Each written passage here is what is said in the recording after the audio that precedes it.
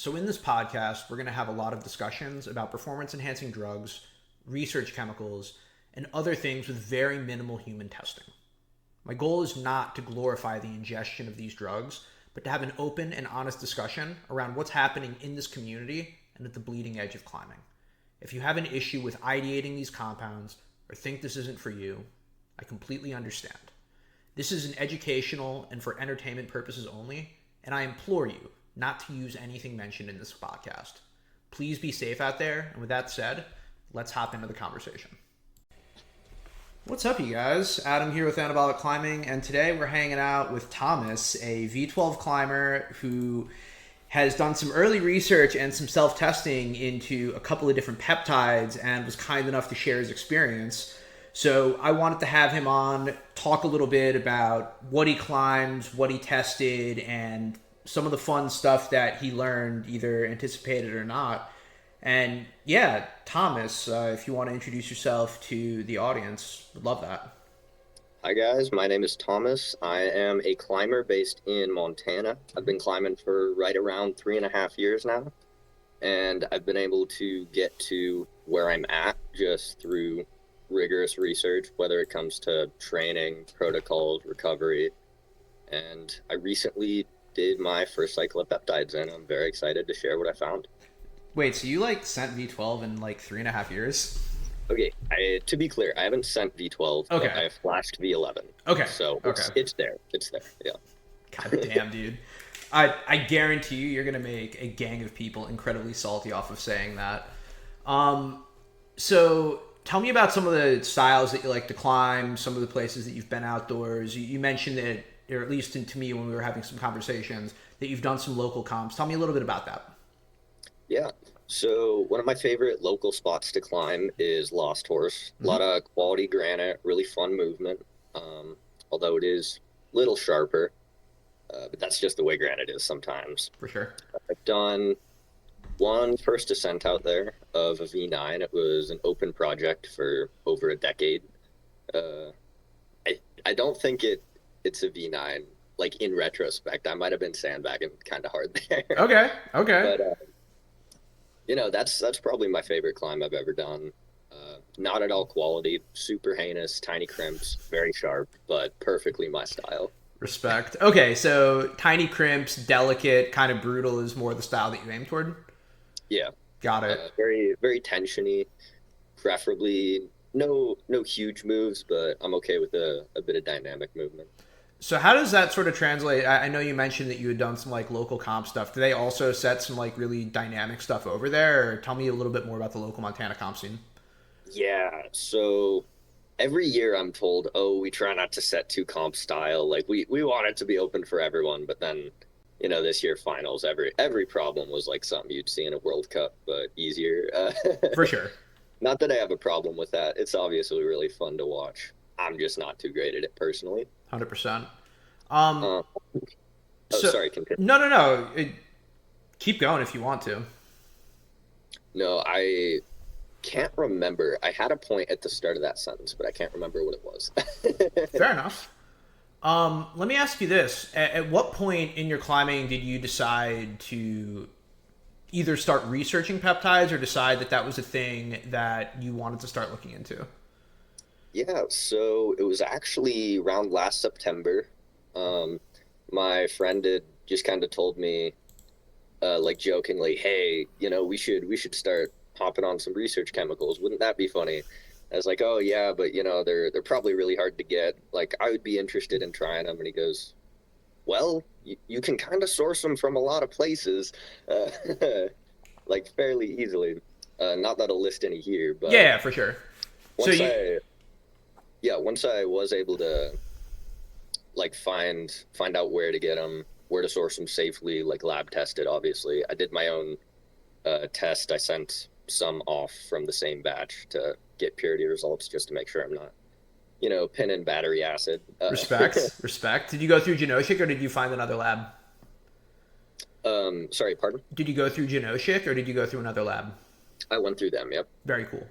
Super responsible, man. You said you were 19? Yep. Dude, you're ahead of the curve, man. Respect on that. So how did you decide of all of So what specifically did you run? It was CJC and BPC 157.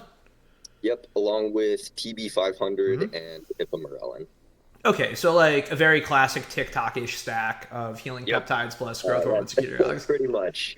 A lot of the initial research I did was kind of into like what was known to do what, and Mm-hmm. then I did more deep dives into like specific studies, mostly with rats, just because human trials haven't happened yet. I'm Mm-hmm. hoping they will soon.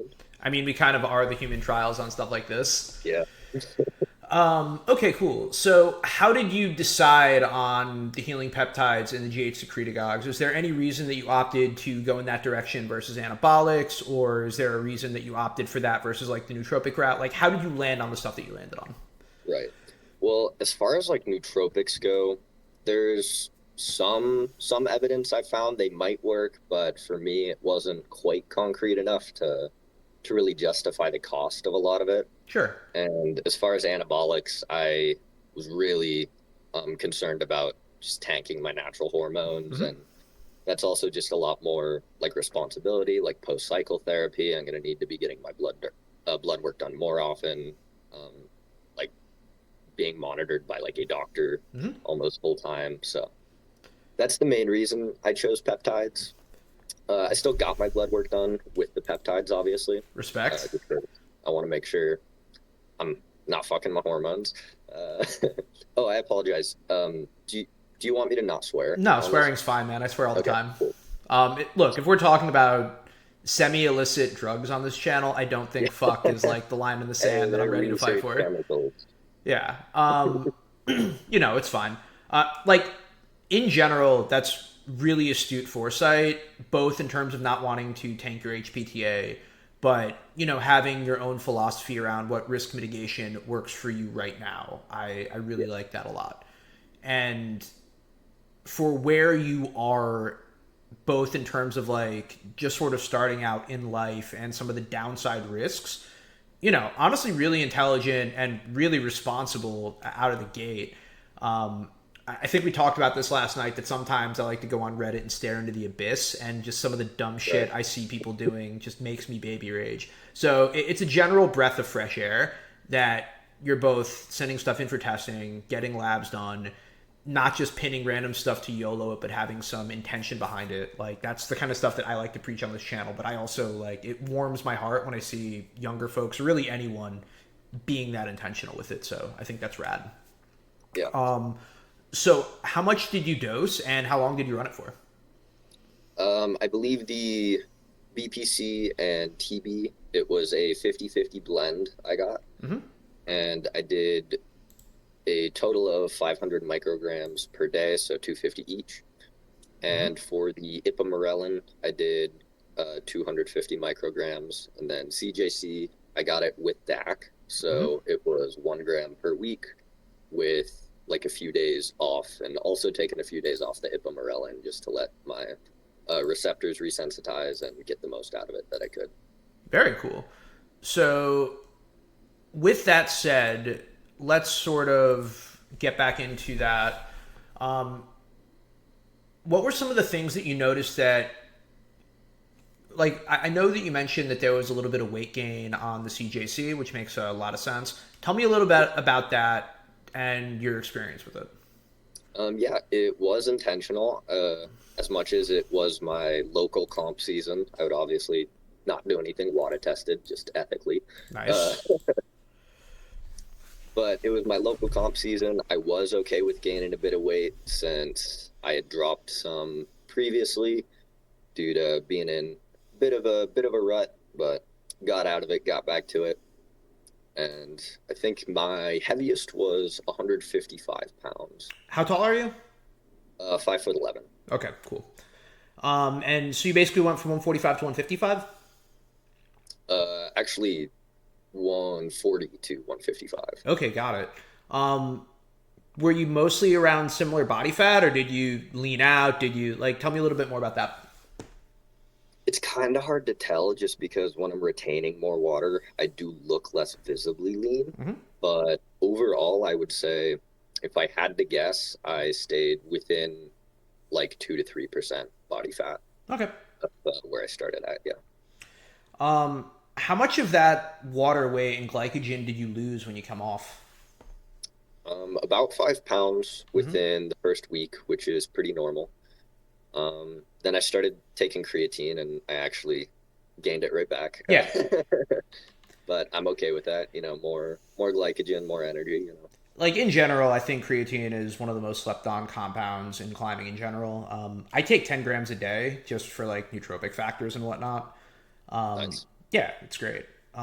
Also, I've taken up to 20 grams if I'm like super tired. It really does help. But, I know with things like GH, it tends to clear in about a week. I'm not surprised that with the longer half life of the CJC, it probably took a little bit longer to fully flush your system. Yeah. From what I can tell, it's anywhere from 1 week all the way up to like a week and a half, just depending. Okay. Um, did you notice a strength boost with it, or was it more of a durability thing? Okay, technically, I noticed a strength boost because while I did gain weight, relatively, I was able to hang on the same edges, able to like do a one arm pull up still, like climbing actually harder.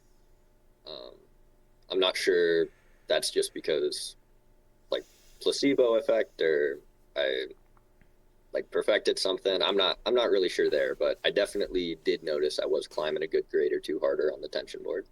So here's sort of like the research and what I see on paper versus what we sort of see in reality, right? On paper, for things like sprinters, folks gain 5 to 10 extra pounds on GH, but it doesn't inherently come off as faster times and things like that. So they'll gain Right. more muscle, but it doesn't necessarily directly translate to acute force production. Yeah. But for what we're doing, I would not be surprised if the durability boost makes it a little easier to just keep the force transfer constant in spite of the additional weight gain. And if you get Yeah. a bit of a durability boost on the fingers, I wouldn't be surprised if that translates well on the wall. By the way, that's just speculation from Yeah, my totally. own GH use and yours, but I just want to give some more context to the audience. Another thing worth noting is I measured my forearms Mm-hmm. before and after, and I gained about a half inch on circumference. Let's So go. I do definitely think uh, like the secretagogues played a pretty big factor in that, as I've been like hard stuck at the same finger strength for almost the past like 6 months to a year, depending on how you look at it. Was that with, or were you measuring that with block pulls or with weighted hangs, or how are you measuring that? I was measuring it with body weight hangs on different edge sizes as Mm-hmm. well as block pulls. And after, or not even after mid cycle, I was able to hit a 10-pound PR on block pulls. So that's sort of the thing that a lot of climbers will baby rage at, where it's like, oh, you're going to get too big, you're not going to be able to pull. It's like if your strength to weight ratio goes up in a positive direction, if you're pulling more weight, it doesn't matter if you gained a little bit more. So Yeah, thank you exactly. for, yeah. Um, so a little bit, did you lose much of the strength when you came off? No, honestly, I'm feeling just as strong right now. Mm-hmm. Definitely recovering a bit slower, but that's to Sure. be expected. I want to touch back on that in a second, but just one other thing I want to mention. So when I basically dropped from, or when I cut my anabolic load in half during my last health phase, I think a lot of folks would have expected that my strength was going to drop pretty significantly, dropping from like 400 milligrams to 200 milligrams a week. And I maybe lost 5% of it, but it was very subtle. And as soon Honestly. as I went back on within like 6 weeks, I was PRing by like pretty significant amounts. Um, as it relates to things like tendon strength, once you sort of have the once you hit sort of a new high point in your mononuclei, it's really easy to get back to it. And for things like acute force production, you keep most of it, man. Like you might Yeah. not necessarily keep the same like physical, like, I'll lose glycogen, I'll lose fullness, I'll lose water. I might even lose a little bit of muscle. But if I am still on TRT and like my strength is still going to be mostly there. It's not like I Yeah. come off and I just melt. I got a little fat because I ate all the bred in Japan, of which zero fucks were given. It was Thanksgiving, and I also, Especially yeah. when you're taking those therapeutic doses rather than like the super physiological, like bodybuilder doses. I mean, 400 milligrams a week is definitely super physiological, Okay, yeah, but yeah, that's fair. That's but fair. even still, right? Like, dude, Larry Wheels, who's a guy that probably runs grams of gear, he'll even say that he's about 90-ish% as strong on TRT doses versus when he's like full psycho mode. And, obviously 10% is a lot when you're lifting freakish amounts of weight. Right. But But at the same time, for someone who could pass a drug test, that's kind of psychotic. yeah. Um, okay. So what were some of the things? So I know that we talked about your experience running it in the comp, and we could sort of talk a little bit more about strategy on that. But tell me a little bit about your experience running the healing peptides into the comp, because this is something that I'm now hearing from a couple of other younger climbers, and it's something that I didn't really anticipate hearing. Right. Well, the whole idea kind of stemmed from me looking at a lot of the studies into rats, where I believe one of them they fully severed the Achilles tendon of a rat Mm-hmm. and gave it BPC.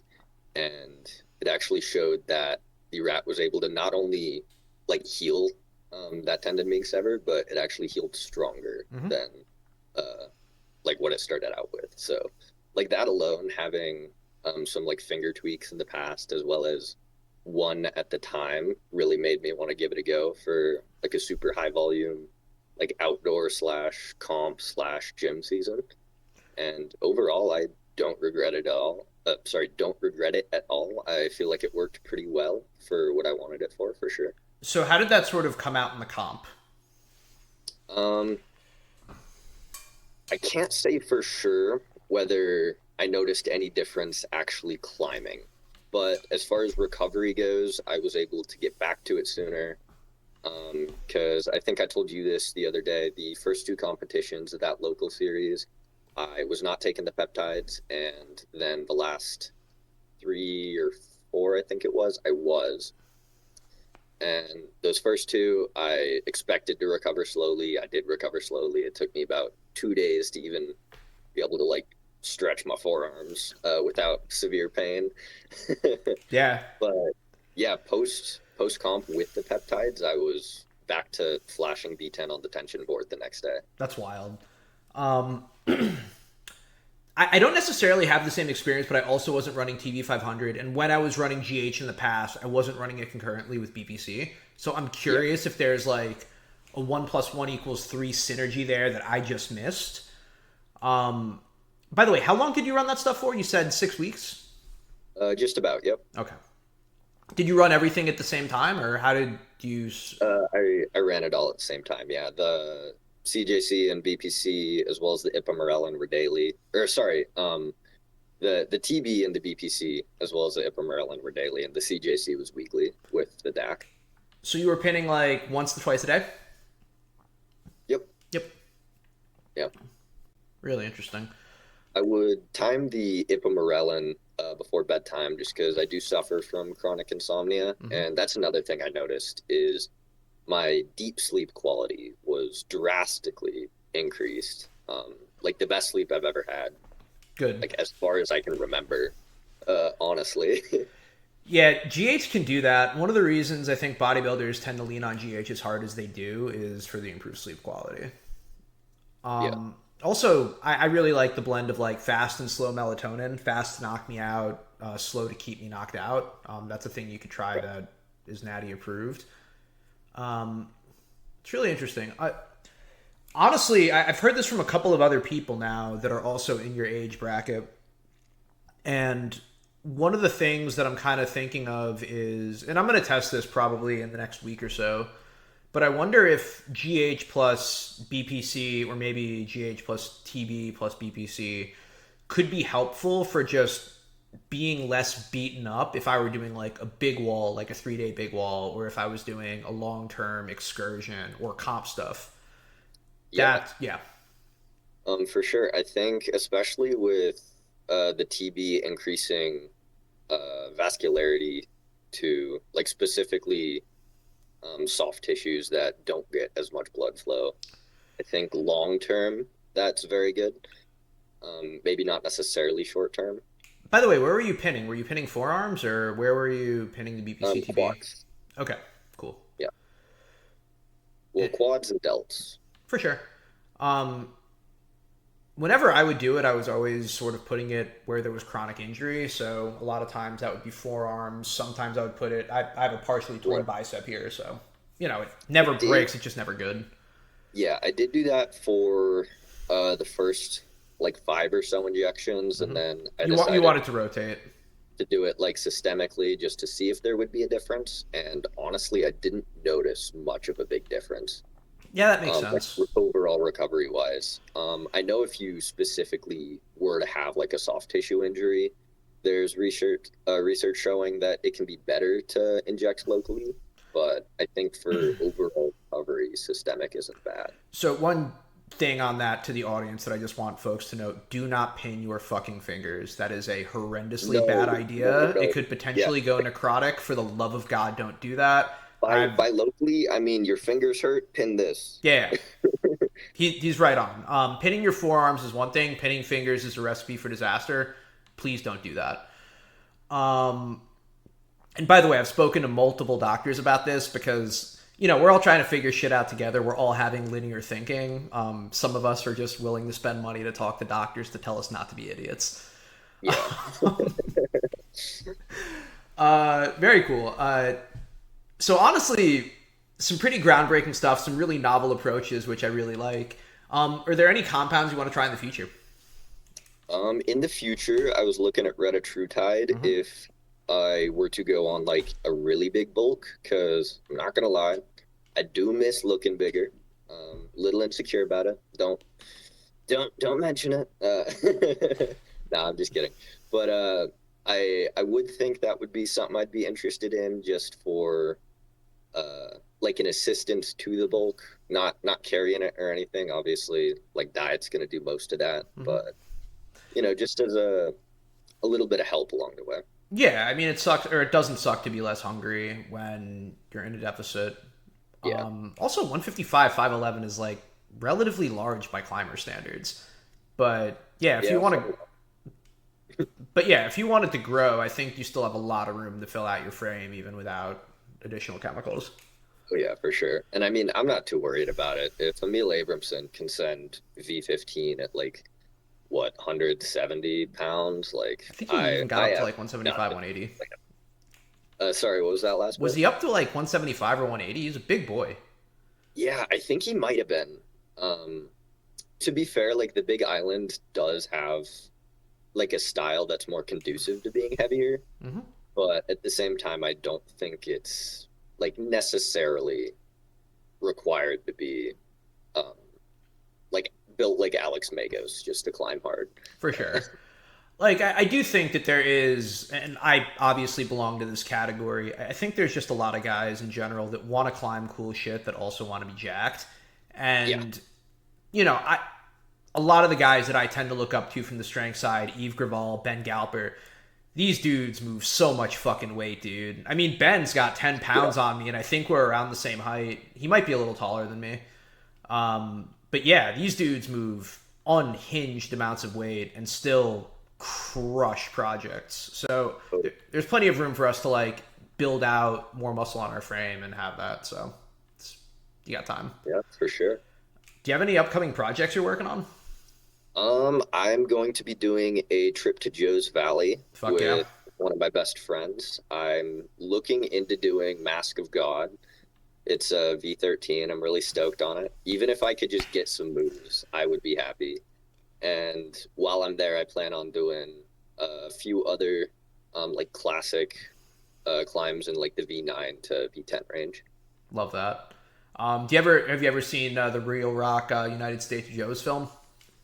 I have not. Unfortunately, you're gonna call me a heathen for this. People are gonna hate, but I don't really watch very much like rock climbing films. That's fair. Or very many rock climbing films. Yeah. This is gonna sound really out of left field, but my mom actually loves United States of Joe's. That's like one of her favorite. Like she actually loves that just as a movie. It's great climbing Also, propaganda. man. It's great climbing propaganda. Hey, bro, I've seen Free Solo. I mean, Dawnwell's still my favorite, but Oh yeah, Donwell's really good. I it's a great buddy movie.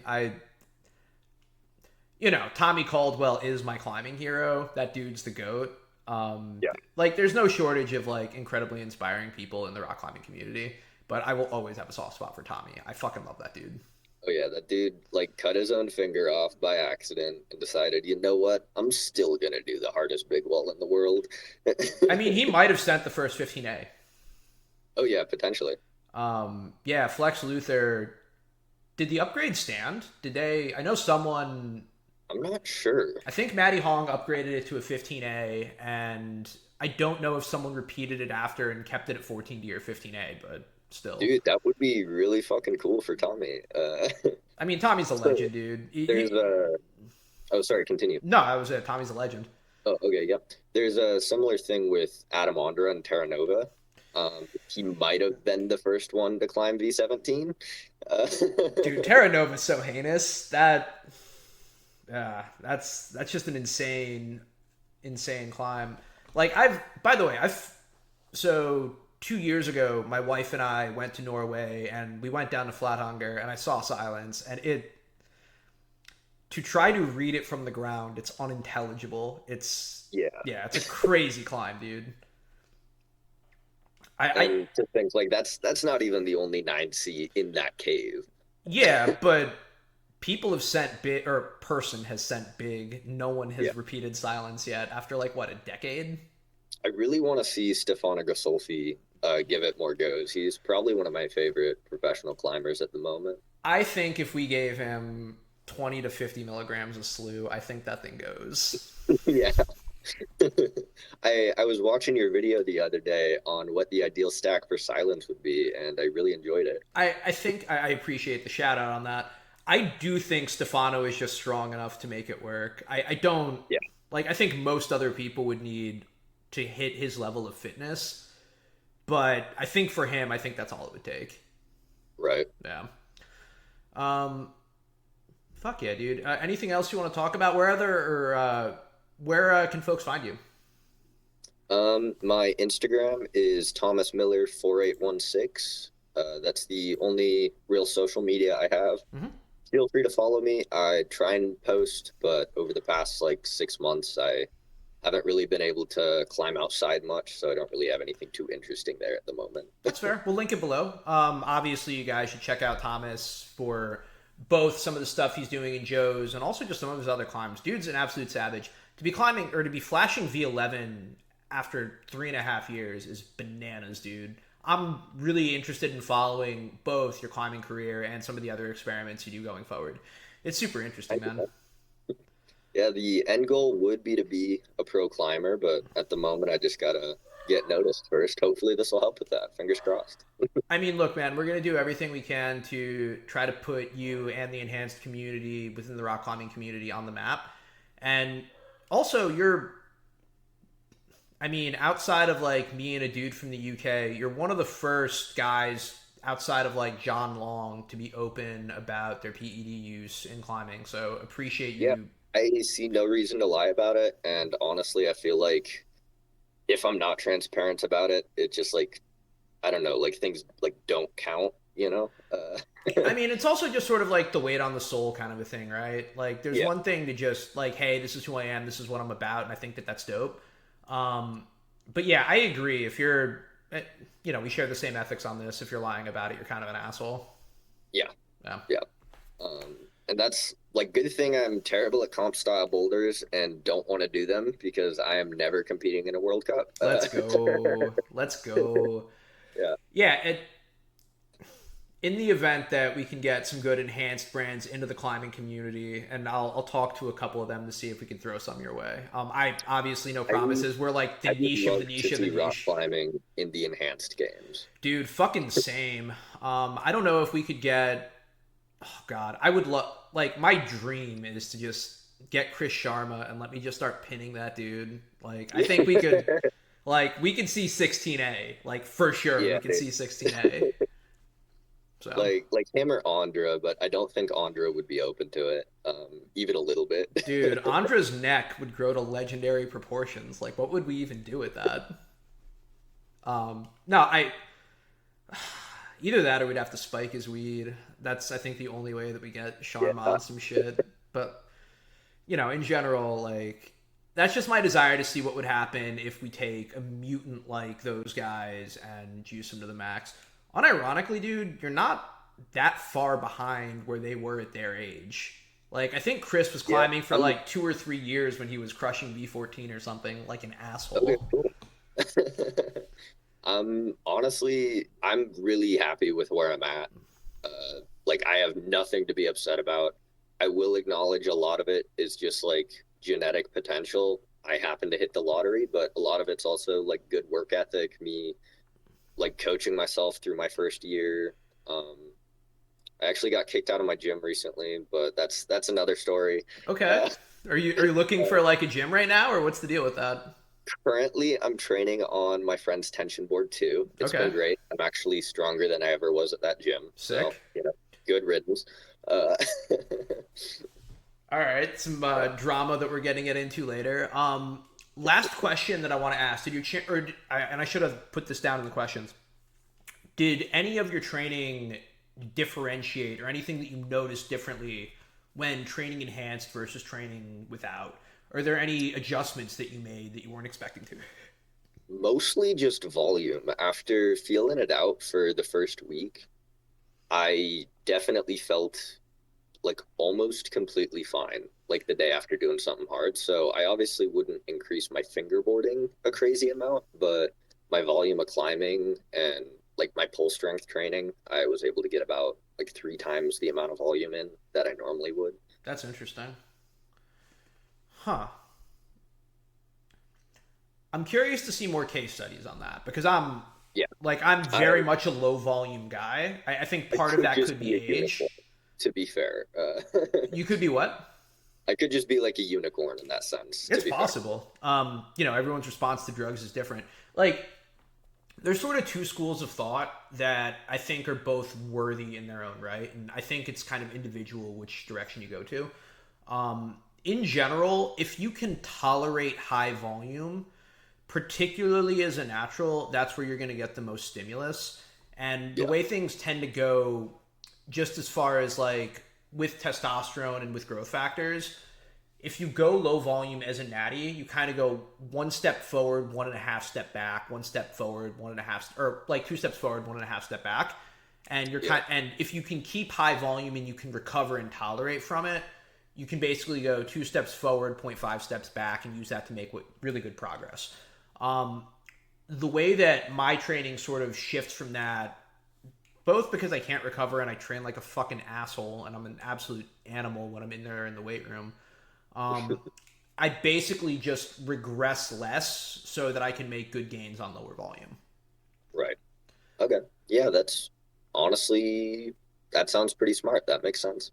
I mean, it's been really helpful for my overuse injuries to be able to get some more time off.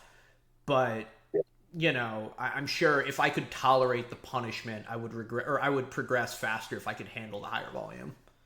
Yeah, honestly, the thing I was most stoked for is I had an overuse injury in my left, or sorry, right ring finger, Mm-hmm. at the start of the cycle, and like within a week, not only did it feel good, like it felt the best it has ever felt, and I was able to like triple my volume. That's crazy, man. I do think, like, I've mentioned my reservations around TB500 because some of the stuff that it does, I just need someone else to make sense of it for me. But Right. it may very well be the more powerful of the compounds between that and BPC. I'm actually talking to a med student about that now. Whenever she finishes some of her radiology training, she's going to get back to me on that. But Awesome. yeah, some of the I think I think you've seen the study where the cell division in adult organs mimicking embryonic levels of cell division. I'm like, that seems Yeah. fucking crazy, dude. Yeah. So Like yeah, almost as good as stem cell therapy. Maybe. it might be better. It might unironically be better. It's kind of too soon to tell, but Yeah. all right, dude. Thomas, thank you so much for hanging out and sitting down with us and sort of sharing your experience both as a climber and like getting your hands dirty in the enhanced community. Appreciate you, Yeah, dude. of Anything you course. want It to was my pleasure. Anything you want to say to the audience before we go? Stay safe, do your research, don't pin random shit. Words to live by. Appreciate you guys. Thomas, thank you again. I'm Adam with Anabolic Climbing, wishing you guys good luck and happy sending. Cheers, guys.